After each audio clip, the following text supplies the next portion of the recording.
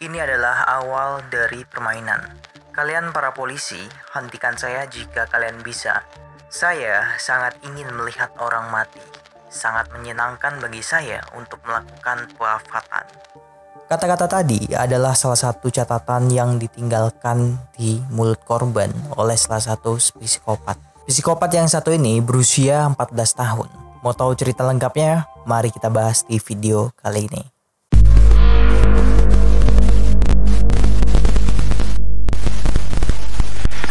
Di awal, kita akan membahas langsung kronologinya. Jadi pada tanggal 10 Mei 1997, saat itu ada sekelompok anak-anak yang pulang dari sekolah, diserang secara tiba-tiba oleh pria tidak dikenal. Pria ini menyerang anak-anak tersebut dengan palu dan pisau. Untungnya mereka bisa melarikan diri dari serangan tersebut dan mendapatkan sedikit luka. 6 hari setelahnya, seorang anak bernama Ayaka Yamashita yang berusia 10 tahun diserang oleh pria dengan palu dan pisau lagi. Sayangnya, kali ini Ayaka tidak bisa melarikan diri, dan ia pun menjadi korban dari pria tersebut dan dihabisi dengan palu dan pisau sampai meninggal.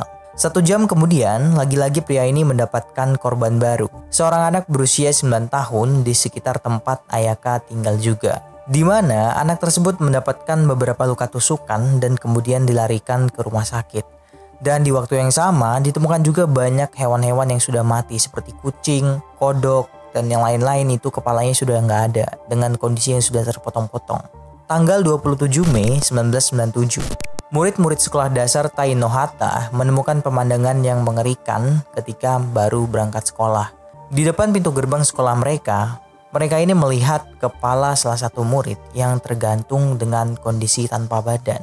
Kepala ini seperti dipotong dengan gergaji. Matanya dicungkil dan mulutnya disobek dari telinga ke telinga.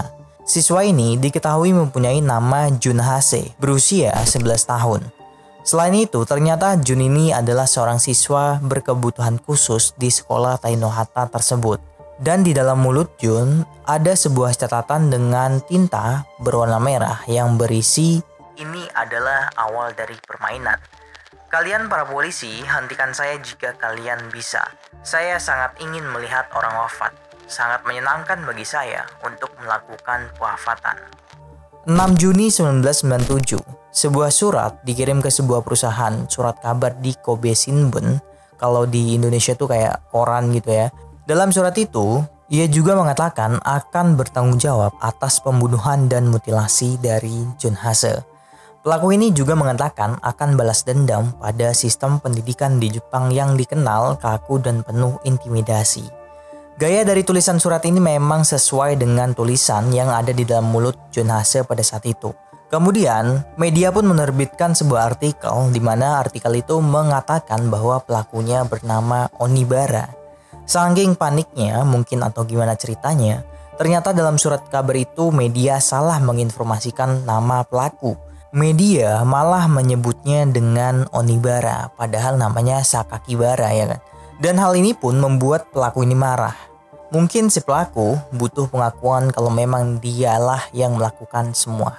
Kemudian muncullah surat kabar yang kedua. Surat kedua kali ini dikirim menggunakan amplop berwarna coklat tanpa nama atau pengirim. Dan surat itu berisi sekitar 1400 kata ditulis dengan tinta warna merah. Pelaku ini menyebutkan anak-anak sebagai sayuran kotor. Sayuran kotor yang dimaksud adalah sebutan untuk murid yang berkebutuhan khusus. Ia mengancam akan membunuh 3 sayuran kotor dalam seminggu. Akhirnya, polisi pun mengerahkan 500 orang penyelidik untuk menangani kasus ini. Sementara para orang tua mulai melakukan penjagaan ketat kepada anak mereka masing-masing dengan cara ketika pulang dan berangkat sekolah diantar oleh orang tua mereka masing-masing. Dan pada tanggal 28 Juni 1997, sekitar jam 7 malam, pelaku ditangkap. Polisi sudah cukup lama mengincarnya sebagai tersangka utama. Polisi mendapatkan informasi ini dari salah satu murid yang selamat dari serangannya. Masyarakat Jepang dibuat kaget. Ternyata pelaku dari pewafatan ini adalah seorang siswa sekolah dasar yang baru berusia 14 tahun. Setelah ditangkap dan dilakukan interogasi, pelaku ini mengaku telah melakukan 2 pembunuhan. Pertama terhadap Ayaka dan kedua terhadap Jun Hase. Dan ia juga mengaku di hari yang sama ia menyerang 3 anak-anak. Polisi menangkap korban di rumah. Di rumah pelaku ini polisi juga menemukan sebuah buku harian. Di dalam buku harian itu terdapat gambar pembunuhan yang ia lakukan kepada Ayaka Yamashita. Bahkan ia juga mengaku kepada polisi sebelum menggantung kepala Jun Hase di sekolah, ia mencuci kepala Jun Hase di pemandian dengan alasan melepaskan jiwa dari Jun Hase. Nah, pelaku ini mempunyai nama Seito Sakakibara, seorang siswa berusia 14 tahun. Ketika diinterogasi, ia menceritakan bagaimana caranya menghabisi nyawa Jun Hase. Saat itu, pelaku ini membujuk Jun dengan iming-iming ingin memperlihatkan sebuah kura-kura besar di sebuah gunung. Gunungnya itu disebut dengan Gunung Tangki, yang tidak jauh dari sekolah sekitar 500 meter lah.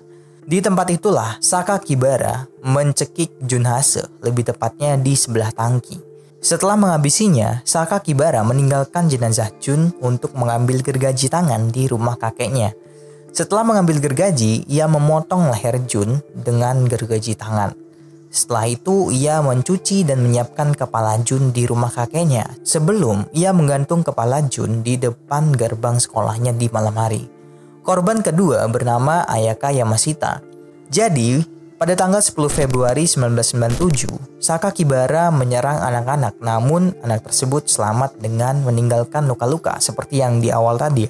Dan pada tanggal 15 Maret 1997, Sakakibara kembali memukul kepala Ayaka dari belakang dengan palu. Dan pada hari yang sama, sekitar 200 meter, dia menyerang anak lain dengan pisau dan menusuk di perutnya 1 kali, tapi anak itu berhasil kabur dan dibawa ke rumah sakit. 12 hari setelah melakukan penyerangan kepada Ayaka, Ayaka pun meninggal dunia dengan cedera di kepala yang sangat parah.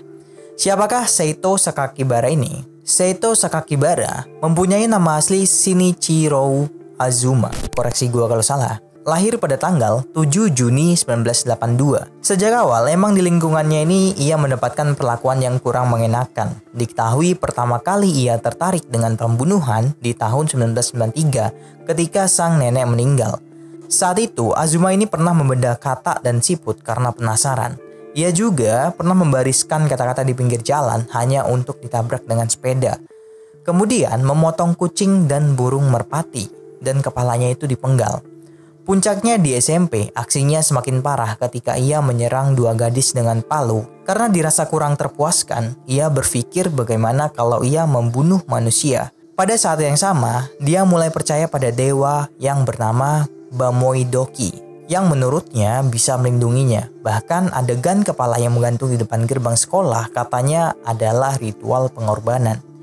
Selain itu, Azuma mengaku kalau dia terinspirasi untuk menulis surat kabar setelah membaca tentang Zodiac Killer. Dia juga memiliki buku-buku tentang Hitler dan beberapa autobiografi pembunuhan berantai. Namun menurut hukum Jepang, Azuma tidak dapat dihukum karena usianya yang masih terlalu muda. Dia akan menghadapi hukuman mati pada saat itu, tetapi hukum melindunginya. Oleh karena itu, dia dikirim ke pusat penahanan remaja dan panti asuhan di Tokyo. Dan pada tanggal 11 Maret 2004, Kementerian Kehakiman Jepang mengumumkan bahwa pembunuhan terkenal di Kobe telah dibebaskan dalam keadaan waras dan dengan identitas baru. Saat itu usianya masih 21 tahun. Dan di usianya yang ke-22 tahun, Azuma pun menulis sebuah surat permintaan maaf kepada orang tua korban.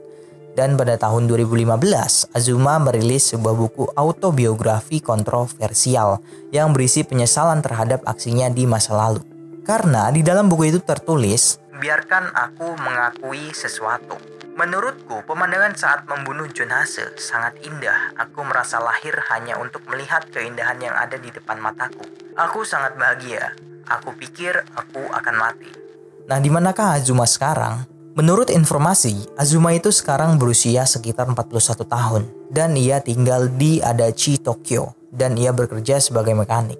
Sampai saat ini, ia pun masih dalam pengawasan polisi.